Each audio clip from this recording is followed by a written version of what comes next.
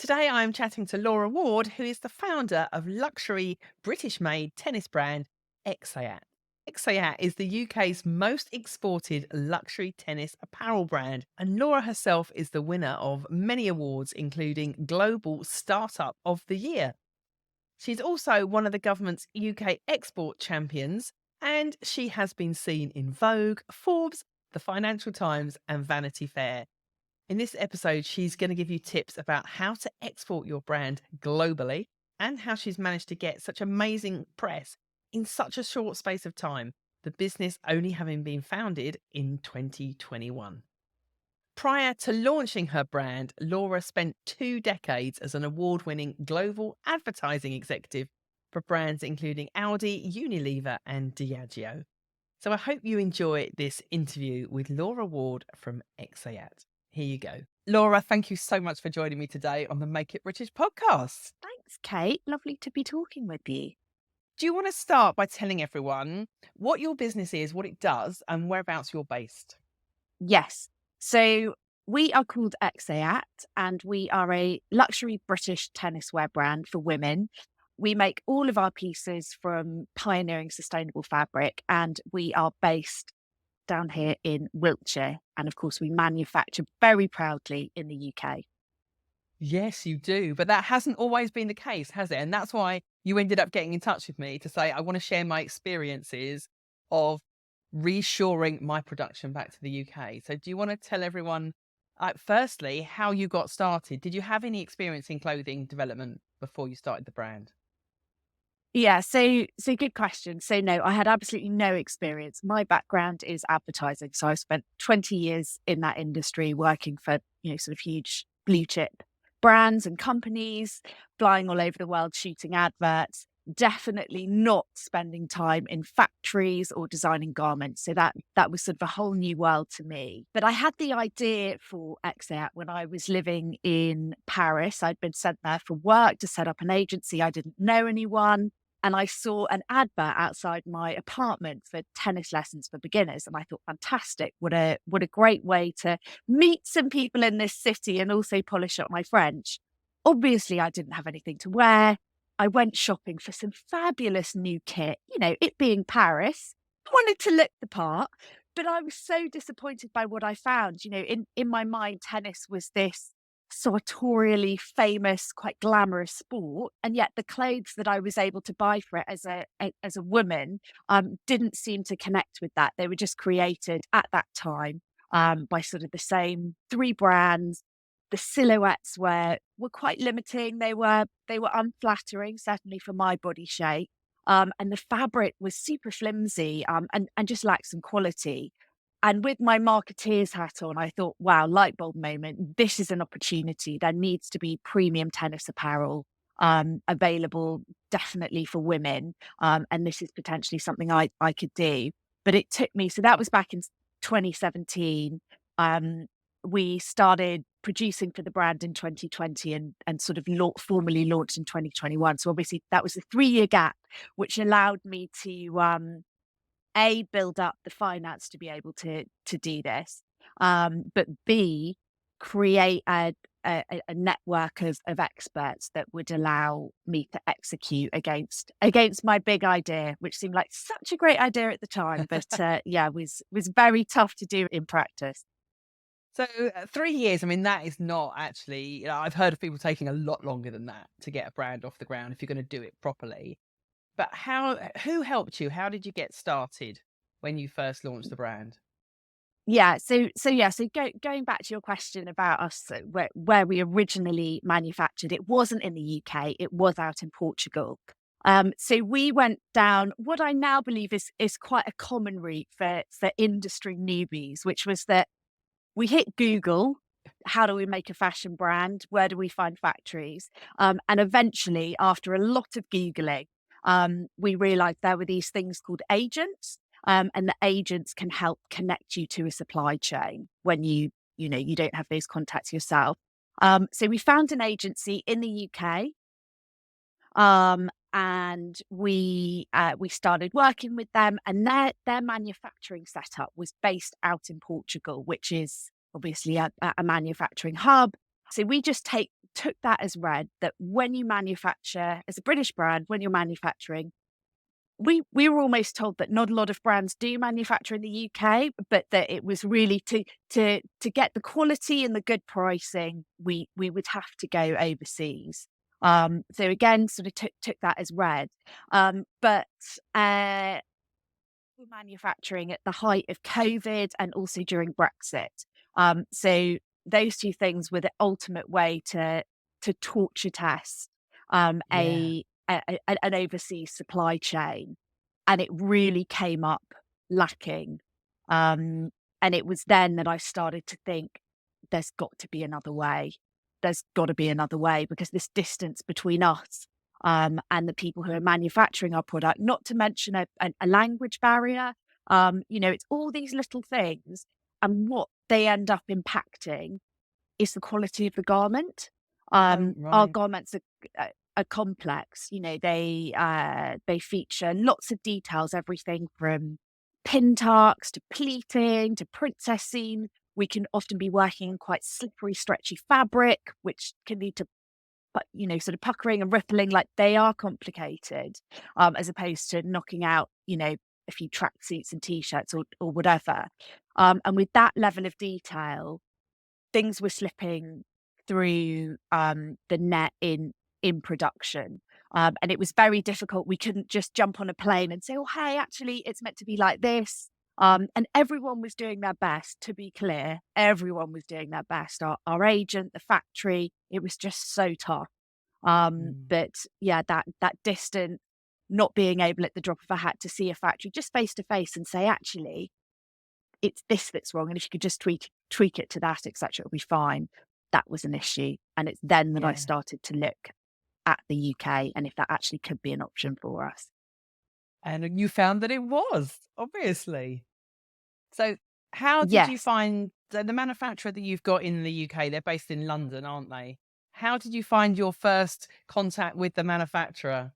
Yeah. So to source, so sourcing our UK factory was incredibly challenging, just because we didn't have any contacts in manufacturing whatsoever. Still, we'd been working through our lovely agent who was helping us out in Portugal, but we, again, it was totally like starting from scratch. Just emailed people, called people, was doing counter samples with factories, and eventually managed to whittle that list down to about 5 factories. And then our preferred factory is Eurotrim, and they're based in Tottenham. And they have been so amazing for our brand. The quality that we're able to achieve, the fact that, I mean, I'm based down in Wiltshire, so it's a train ride away, but that's quite different from a flight. But, same day I can pop up and just see them for literally 10 minutes. And, they can run out a sample for me, and it is absolutely brilliant, and they're real partners to us. We're definitely one of the smaller brands that they work with. They work with some super famous, amazing British brands, which again feels like such a privilege for us to sort of even be in the same room as some of these guys, which is fantastic. But yeah, they are brilliant. Highly recommend them. Really good lead times. Um, we can do sometimes on-demand production if we need to, really quick sample turnarounds. And they're our partners. They've become our buddies, which is amazing. Oh, I absolutely love it. That's music to my ears. Brilliant. So, Laura, as well, on your garments, like in tennis wear, you've got pleats, which you call your power pleats. That's not an easy thing to do, I know. Tell me how you got pleating done in the UK. Yeah, so we've become pleat geeks. Pleating, again, it's just something you never think about as a layperson, like, "Oh, there are pleats on a garment, fine." But our pleats have to be permanent pleats, which means they don't wash out. They also have to, in some tennis wear, pleating can actually be it can add bulk to a silhouette, which again, we don't want. We want, very like streamlined, quite sassy silhouettes on court. So it took us a while to develop our pleating. Again, obviously, initially we were doing it out in Portugal, but when we moved to the UK, we found, again, I'm going to shout someone out, the most amazing pleaters called Cement. who are based in Potters Bar, so just outside of London. And when we were repatriating the production, I actually went up to go and visit them. And anyone listening to this who even has a vague interest in pleating, you must go and visit Cement. It is like an Aladdin's den of pleating. They do everything from like knife pleats, accordion pleats, sunray pleats, pleats that I've never even heard of. I think they've done stuff for like the Game of Thrones costumes, and it is amazing. And what's really cool, obviously, we're a sustainable brand, is that the way that we've got like 12 millimeter knife pleats that those are our perfect power pleats that we say shake and shimmy as you move, and they create them on I think it's 100-year-old machinery, and the pleats are basically created by placing two bits of card, or maybe it's one bit of card, but and then you place the fabric on top, and the machine sort of bunches it together. I'm describing this so badly. And then they're sort of baked in an oven to set the pleat. But that's practically carbon neutral because they use this this brilliant heritage machinery. And it's just fascinating. So yeah, cement pleating, absolutely awesome. And they take care of all of our pleating needs in the UK. I have to say, after you originally said to me that you use Cement, which is spelled Cimet, isn't it? I looked them up. Yes, Their yeah. Instagram is incredible. So I'm going to drop a link in the show notes for the podcast for everyone to see. Because on their Instagram, they have loads of little reels and videos showing all their pleats. It's mesmerizing. Watching the pleating is just mesmerizing. So I'm definitely going to go and see them. So, Laura, you are a bit of an export champ, aren't you? So, your brand, I mean, you said you launched in 2021. So, the time of recording this, it's 2023. So, in only a couple of years, how many different countries do you export to? And how did you first set up those export accounts? Because I know a lot of brands really struggle to understand the ins and outs of exporting. So, fill us in. Yeah, yeah. So this came about really by virtue of Brexit, because obviously Europe should have been a huge market for us in tennis. And in fact, just to do like a bit of a tennis breakdown, I think there are about 3 million players in the UK. There are around 15 million players in Europe. So it was obvious to us. We knew all of this before we launched the brand, obviously, as part of our business plan. So we knew that the markets we really needed to focus on was never just going to be the UK. It was going to be overseas. And primarily, we just assumed that was going to be Europe because obviously we can do zero rated trade with them. That was all part of our business plan that we were devising in, sort of 2020. We knew Brexit was happening, but we were told there were going to be amazing trade deals. Anyway, didn't quite pan out like that. Um, and so we very quickly realized that we needed to look beyond Europe in order to be able to hit, the levels that we wanted to hit in our projections.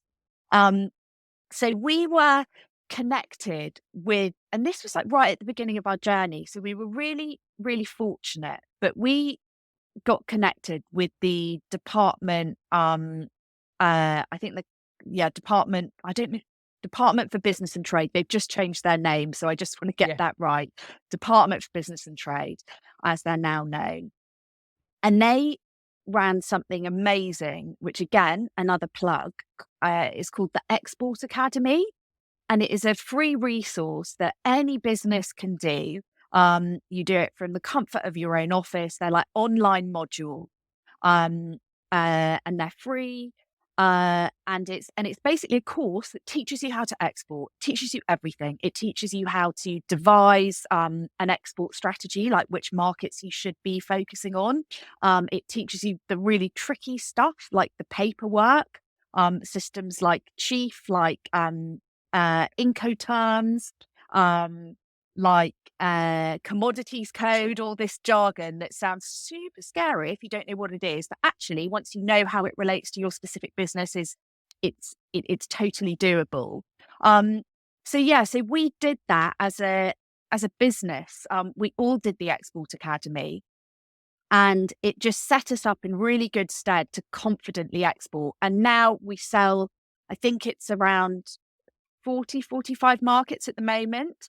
Now we are helped because we use DHL for our direct to consumer shipping, which does make things a lot easier, because they can take care of a lot of the paperwork for us. But obviously, for bigger things that we're importing, like our fabrics we import, we're doing the paperwork for that, we're doing the imports. And when we're, exporting to sort of global retailers, again, we're not necessarily going to be using we'd use a freight forwarder as opposed to a company like Yeah. DHL because it's a lot cheaper, and it's just given us that confidence.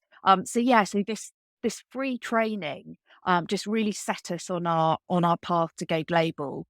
And we were also very lucky that when we launched, we did receive international press coverage, which again was a bit of a lucky fluke. It was COVID. I don't think people were writing about a lot of stuff. Not a lot of new collections were being pushed out. So our timing was good. And tennis was also one of the only sports that people were allowed to play during COVID.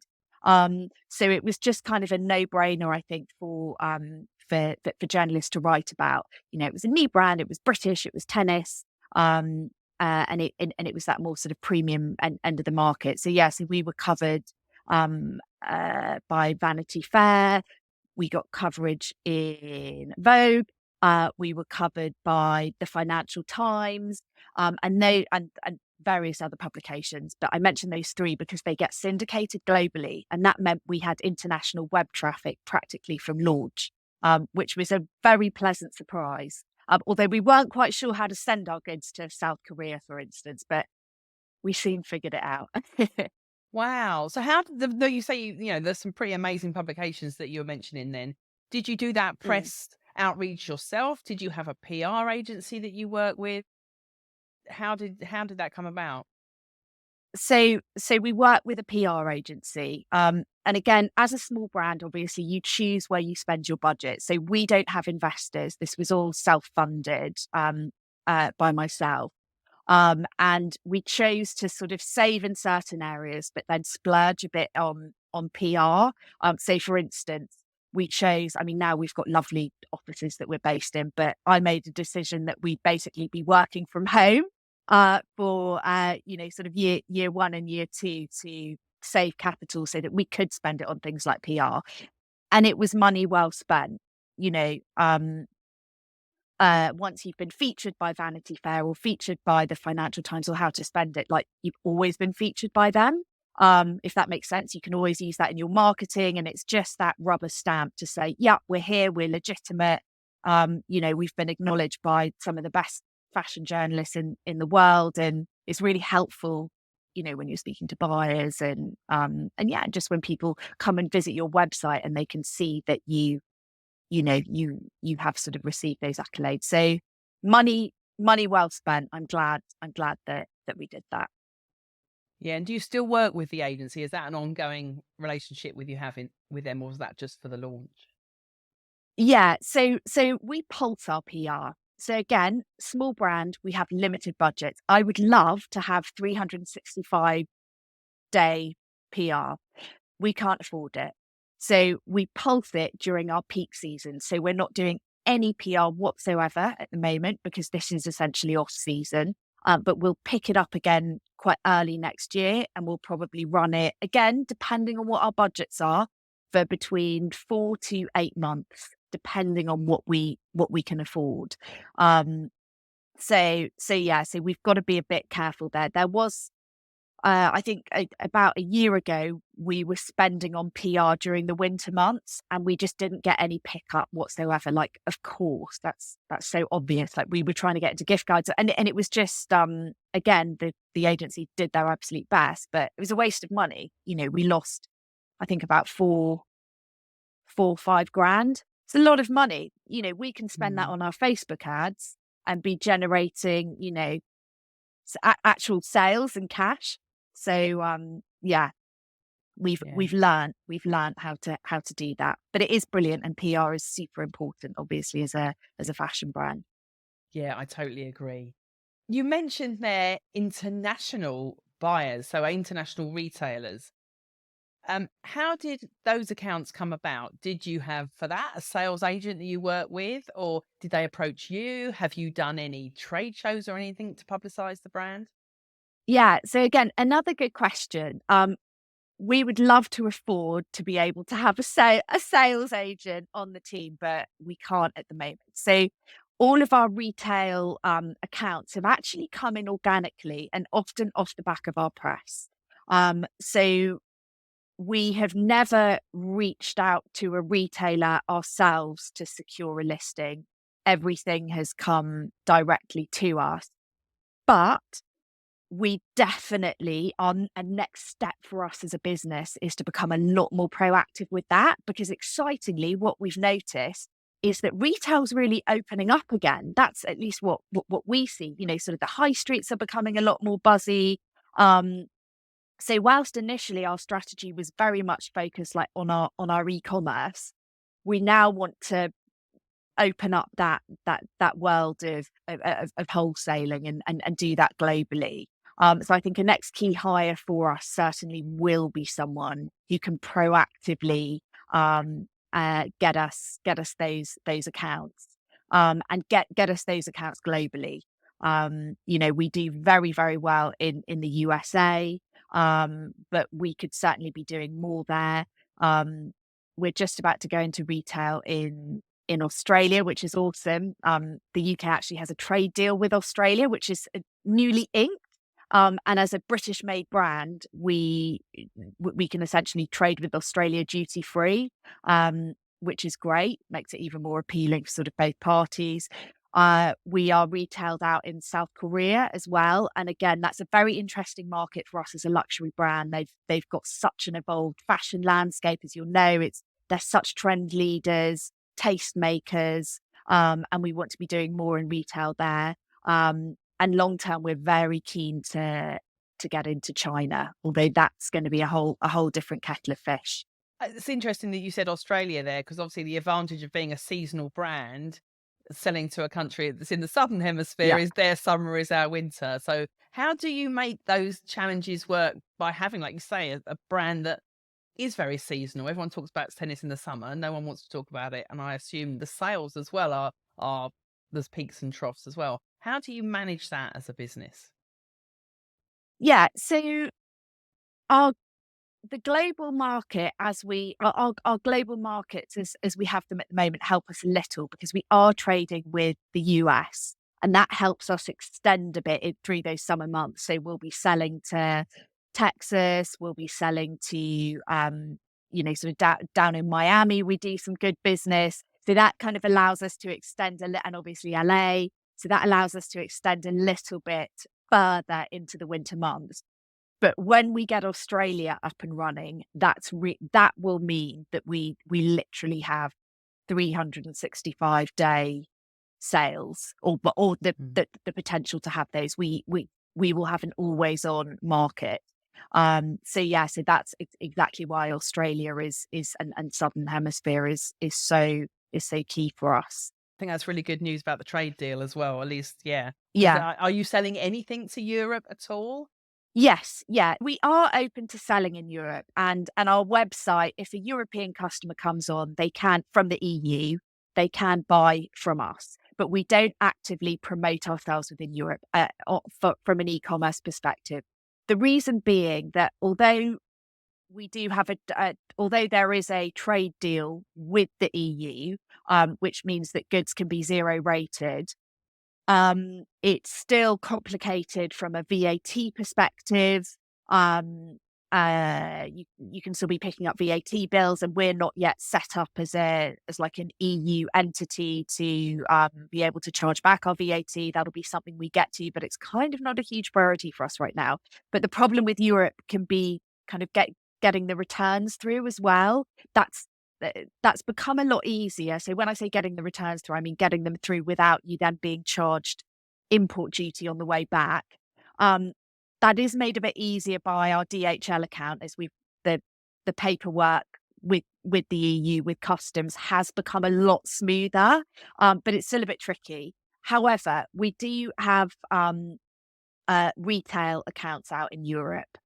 So, for instance, we're sold in Germany's version of Harrods, which is called a Brüninger, which is fantastic. You know, they're huge. Obviously, Germany, I believe, is the biggest market in Europe for luxury.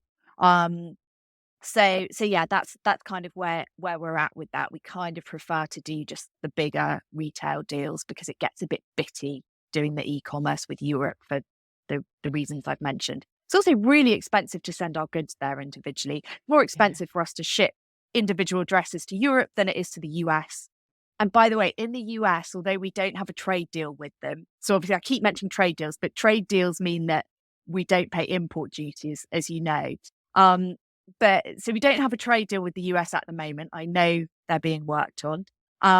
But the US has a really high de minimis value, which is the point at which duty is charged on items, and that's $800, which is awesome because our dresses, I think they must be about $450 in conversion. So people, we can trade with the US on a direct to consumer basis, duty free. Fantastic. And it's cheaper shipping than Europe. So you do Yeah. the maths, you know, and it's you know, it's a bigger market for tennis. So yeah, that's kind of where we're at with Europe at the moment. You obviously are good at doing the maths because making in the UK, a lot of brands don't feel like they can get the margins they need in order to be able to wholesale. So, how have you made that work? Yeah. Well, I think the obvious thing to say is that we are a premium brand. So we do have that higher price point. You know, our dresses retail for I think between 300 and £350. So that can give us like a pretty healthy margin to work with. Um, so that helps us, although the more we go into, as you've said, sort of wholesaling, the tighter our margins and the more scrutinized they are. Um, so way that we the way that we sort of work around that is obviously we found this brilliant factory who, you know, we can work in terms of pricing if we're doing, you know, sort of larger orders. We might be able to, you know, sort of bring that down slightly. Um, but it is, you know, it is a challenge. It is certainly more expensive when you look at the CMT pricing, the manufacturing out in Europe, but there are other savings. So, although you might be paying more for the CMT, you are saving on things like airfares out to go and see your factory in Portugal, for instance, and hotels. So we figured it out that if we were still manufacturing in Portugal, we might be spending around £4,000 every trip minimum. Just on our flights, hotel, we'd have to get a hotel in London, hire a car, etc.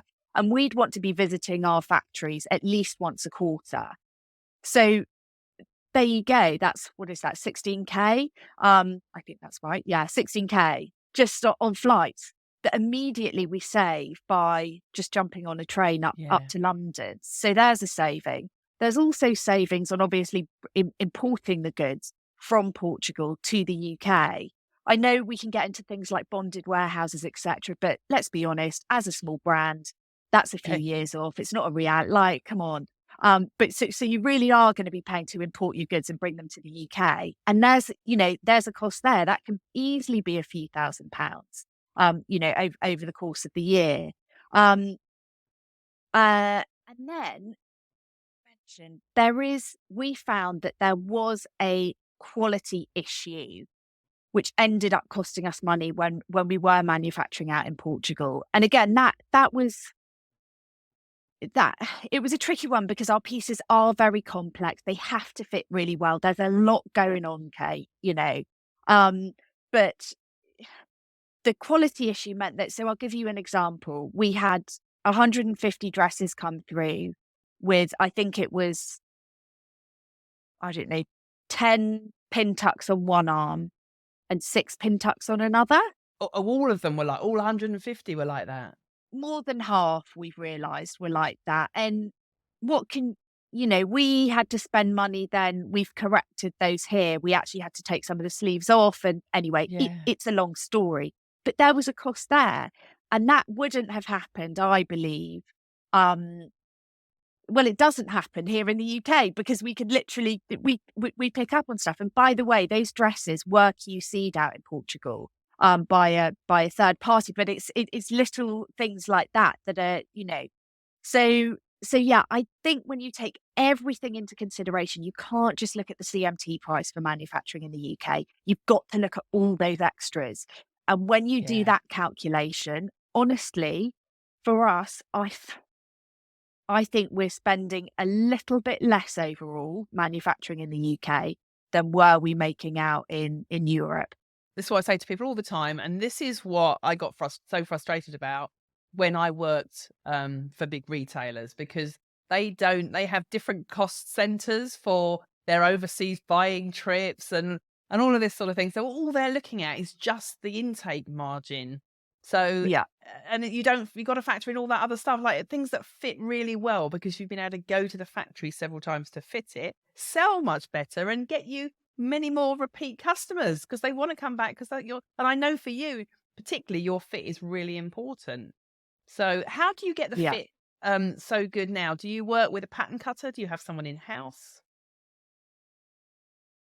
Yes. So we work with the most amazing garment tech slash pattern cutter called Paris, who I'm going to give a big shout out to. Um, she works with us freelance, and again has just been a game changer. And it has been amazing to find someone who can do both, who can do the garment tech piece, but also can do the patterns as well, because it just she has this like intrinsic knowledge of the fit that we need to achieve and can, just relate those two things together, which is awesome. So yeah, so our fit has become a lot better since we are working with Paris, which is amazing. And before that, we were working with a garment tech and pattern cutter through our agent, but I think they were sort of employed through the agent, and they were lovely. But it's very different having someone who's sort of on your team who you can go and pop up and see at the drop of a hat. It's just different, you know. So yeah, so it all down to Paris and having that resource just a lot closer to our business. Which again is amazing. We feel so lucky, but it's taken us a few years to get there. Um, but yeah, it's Yeah. crucial to have that excellent garment tech, that excellent pattern cutter is obviously key to everything. With your dresses, Laura, if anything, I think you should be selling them for more. I think you're actually underselling yourself, really. Well, that's very kind of you to say. Thank you.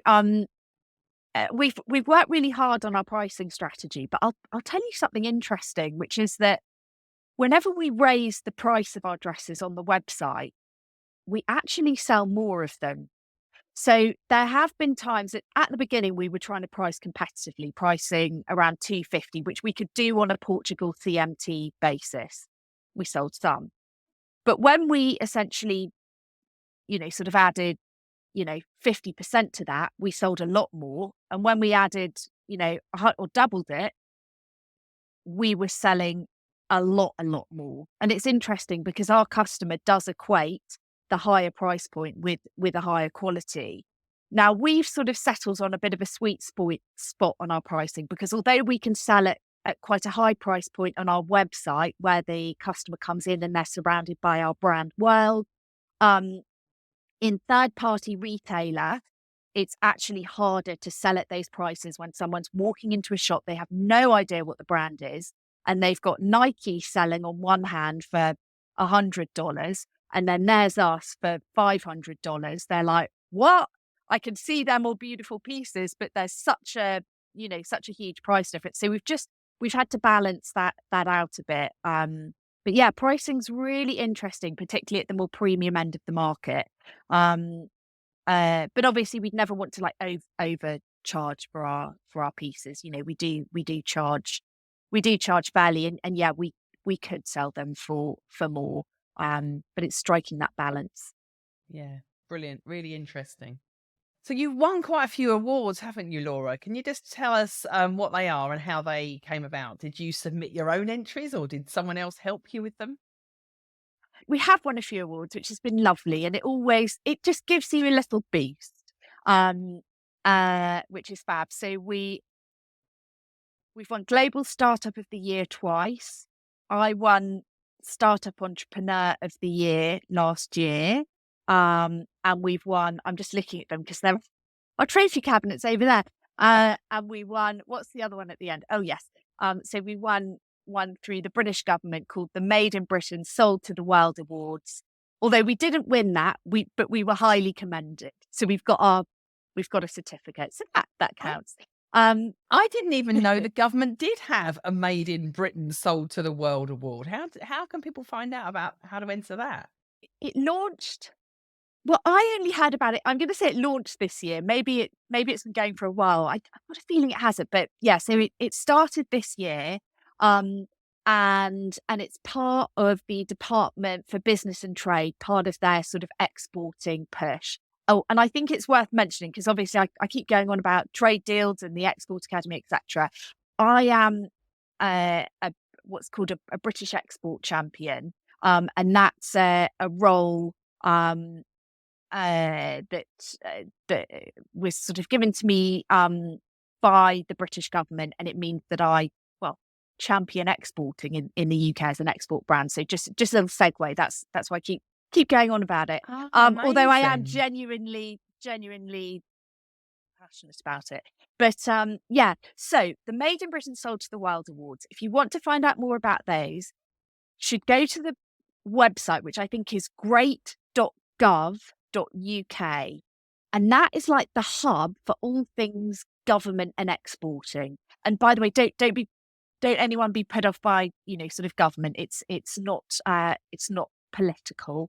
It's just, it's sort of the brilliant sort of civil service and end of things. And on that website, you'll find details on the Export Academy, which I mentioned. I'm sure that there'll be details on there at some point for the Made in Britain Sold to the World Awards at some point, maybe next year. But that is an awesome resource for anyone that's interested in exporting. Like, I definitely go to that website. There's some good stuff on there, and it's all free, which is great. We like that. But yeah, we did our own award submissions. Again, it'd be lovely to pay someone to do those for us. I know that, that's what some people do, which is great. We don't have that budget. We'd rather spend that budget on Facebook ads or our PR. So yeah, so we did those entries ourselves. And it's worth doing. It's worth spending the time. Doesn't matter if you don't win, but it's just often really useful to like put down the trajectory of the brand and the company and where you see your future on a piece of paper, like outside of a business plan. I found it to be a really useful exercise. It sort of solidified some of our plans moving forward. So yeah, well worth doing, worth spending the time there. Brilliant. Laura, you've been a fantastic guest. Some amazing tips there from people and so inspirational. I mean, what you've achieved in like less than 3 years or just over 3 years in your business has been amazing. All these awards, the export accounts that you've picked up. Yeah, really incredible. So well done. Where can people find you if they want to check out your brand? Thanks so much, Kate. Well, our website is exeatweekend.com, and we're also on Instagram at exeatweekend. So yeah, so do look us up, particularly if anyone's keen on playing tennis, or pickleball or paddle. Laura, you've been a fantastic guest. Thank you so much for joining me today. Thanks so much, Kate. So lovely to speak to you, and thanks so much for everything you were doing through Make It British. We are huge fans of yours, so thank you. Oh, thanks, Laura. Bye. Bye.